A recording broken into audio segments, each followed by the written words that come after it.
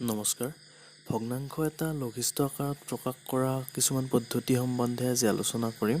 প্ৰথমে পূৰ্ণ উৎপাদক পদ্ধতি 42/14। এই ভগ্নাংশটো আমি লঘিষ্ঠ আকাৰলৈ নিব লাগে। তো প্ৰথমে আমি দুয়োটা সংখ্যা চুটিহৰণ কৰি উৎপাদকত প্ৰকাশ কৰিম আৰু তাৰপিছত এক লঘিষ্ঠ আকাৰলৈ নিম। তো 14 সংখ্যাটো প্ৰথমে চুটিহৰণ কৰিম।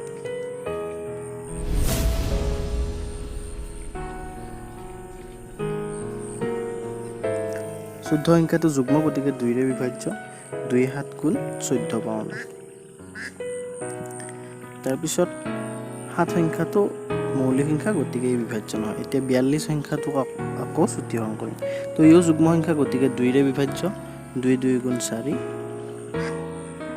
আৰু 2 1 গুণ 2। এতিয়া 21 সংখ্যাটো 3ৰে বিভাজ্য। 3 7 গুণ 21। তো এইখিনি কৰাৰ পিছত আমি ইয়াত লিখি ল'ব লাগিব। তো 2 পূৰণ 7 14ৰ ঠাইত আৰু 42 মানে হৈছে 2 পূৰণ 3 পূৰণ 7। এইখিনি লিখি লোৱাৰ পিছত আমি ওপৰ আৰু তলত থকা একে একে সংখ্যাবিলাক কাটি দিব লাগিব। তো এই ভগ্নাংশটোৰ 2 ওপৰতো আছে তলতো আছে, গতিকে হৰ আৰু লগত থকা 2 কাটি তাৰ ঠাইত 1 লিখিব। 2 1 গুণ 2 2 1 গুণ 2 আৰু 7 1 গুণ 7 7 1 গুণ 7। তো 7ৰে দুয়োটা 7 বিভাজ্য। তো তাৰ পিছৰখিনি পূৰণ কৰিলে ওপৰত আছে 1 আৰু 1 1 1 গুণ 1 আৰু তলত আছে 1 পূৰণ 3 পূৰণ 1 অৰ্থাৎ 3। তো এইখিনি কৰাৰ পিছত আমি ইয়াৰ লঘিষ্ঠ আকাৰ পাম। তো 42/14ৰ লঘিষ্ঠ আকাৰ হ'ল 3/1। লঘিষ্ঠ আকাৰলৈ নিব পাৰি, এই সম্বন্ধে আলোচনা কৰিম। 8/294 আৰু এই ভগ্নাংশটো লঘিষ্ঠ আকাৰলৈ নিব লাগে। তো আমি গসাউ নিৰ্ণয়ৰ জৰিয়তে লঘিষ্ঠ আকাৰলৈ নিম। প্ৰথমে আমি 98 সংখ্যাটোৰ গসাউ নিৰ্ণয় কৰিম। 98 আৰু 294ৰ গসাউ নিৰ্ণয় কৰিম। তো চুটিহৰণ পদ্ধতিৰে আমি গসাউ নিৰ্ণয় কৰিম। দুয়োটা সংখ্যাই যিহেতু যুগ্ম 98 আৰু 294, গতিকে দুয়োটাই 2ৰে বিভাজ্য। তো আমি প্ৰথমে 2ৰে হৰণ কৰিম।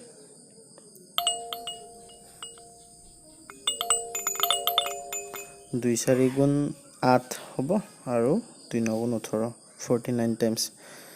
নেক্সট 2 1 গুণ 2 2 4 গুণ 8 1 বাকী ৰ'ল 14 2 7 গুণ 14।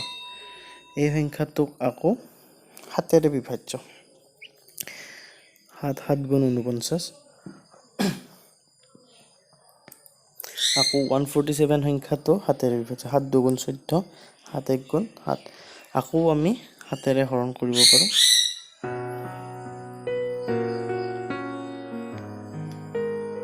7 1 গুণ 7 আৰু 7 3 গুণ 21 1 আৰু 3। এতিয়া আমাৰ গসাউ হ'ব কাষৰ সংখ্যাকেইটা আমি পূৰণ কৰিলে যি পাম 2 7 আৰু 7। এই তিনিটা পূৰণ কৰিলে আমি যিটো সংখ্যা পাম সেইটো সংখ্যা হ'ব নিৰ্ণয় গসাউ। তো 2 পূৰণ 7 পূৰণ 7 হ'ব গসাউ। 2 7 গুণ 14 14 7 গুণ 98।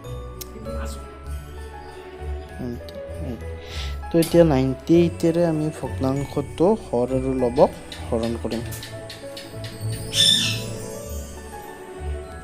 তো 98ৰে 98ক হৰণ কৰিলে আমি 1 পাম, মানে লঘিষ্ঠ আকাৰৰ যিটো সংখ্যা পাম তাৰ লব হ'ব 1। আৰু 294ক আমি 98ৰে হৰণ কৰিম।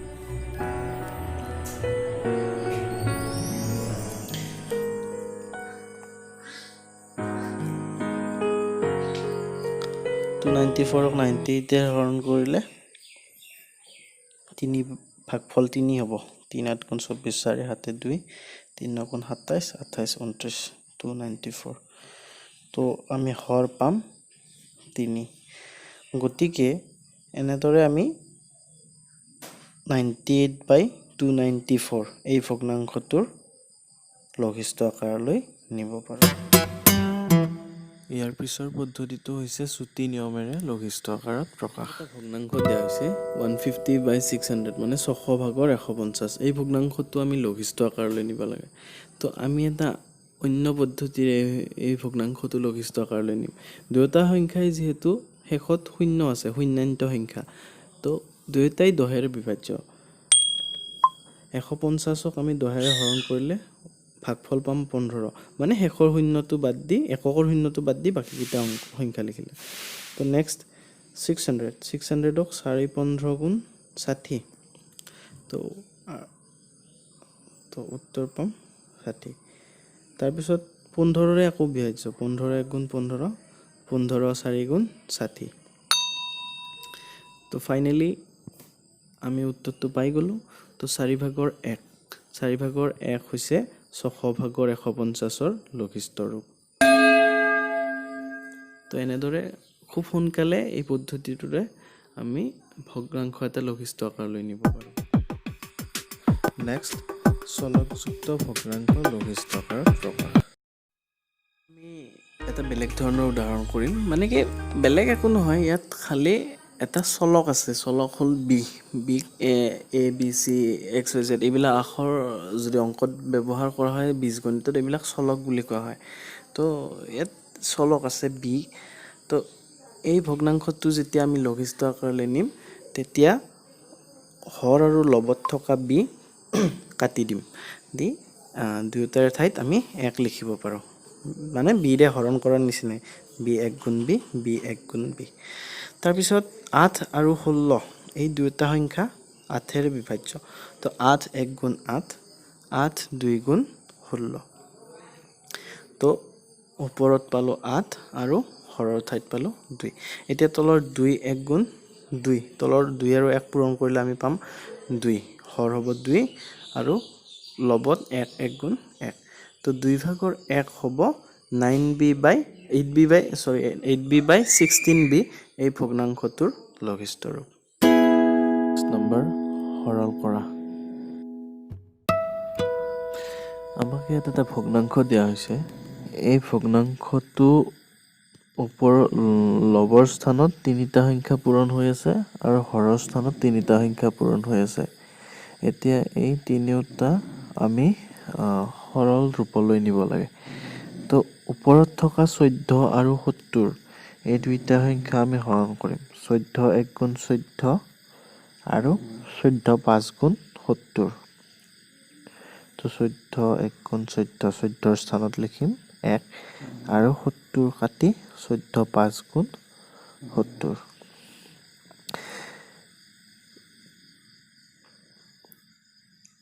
এতিয়া 18 আৰু 126 এই দুইটা সংখ্যা কাটিম। 18 1 গুণ 18 আৰু 126 সংখ্যাটো 18ৰে 7 বাৰ বিভাজ্য। 7 8 গুণ 56 6, 7 5, 7 1 গুণ 7, 7 5 12, 126। তো ওপৰৰ সংখ্যাকেইটা পূৰণ কৰিলে পাম 1 পূৰণ 1 পূৰণ 7 27, 1 1 গুণ 1 পূৰণ 27 মানে 27। এতিয়া তলৰ সংখ্যাকেইটা আমি পূৰণ কৰিলে পাম 41 পূৰণ 5 পূৰণ 7। তো 41 পূৰণ 5 পূৰণ 7। তো 41ক 5ৰে পূৰণ কৰিলে আমি পাম 205। 41 পূৰণ 5 আৰু 7। এতিয়া 7ৰে আকৌ পূৰণ কৰিলে পাম 7 5 35ৰ 5, 7 3, 7 0 গুণ 0 3, 7 3 গুণ 7 2 গুণ 14। তো 1435। তো এতিয়া আমাৰ লঘিষ্ঠ ৰূপটো হ'ব 27/1435। 27/1435। আজিৰ ভিডিঅ'টোত মানে ইয়াৰ পিছৰ ভিডিঅ'টোত লগ পাম। যদি ভিডিঅ'টো চাই ভাল পালে তেতিয়াহ'লে লাইক কৰিব, শ্বেয়াৰ কৰিব, ছাবস্ক্ৰাইব কৰিব আৰু কমেণ্ট কৰি জনাব। কিবা সুধিবলগীয়া থাকিলে সুধিব, কিবা যদি পৰামৰ্শ দিবলগীয়া থাকে তেতিয়া কমেণ্ট কৰি জনাব। ধন্যবাদ।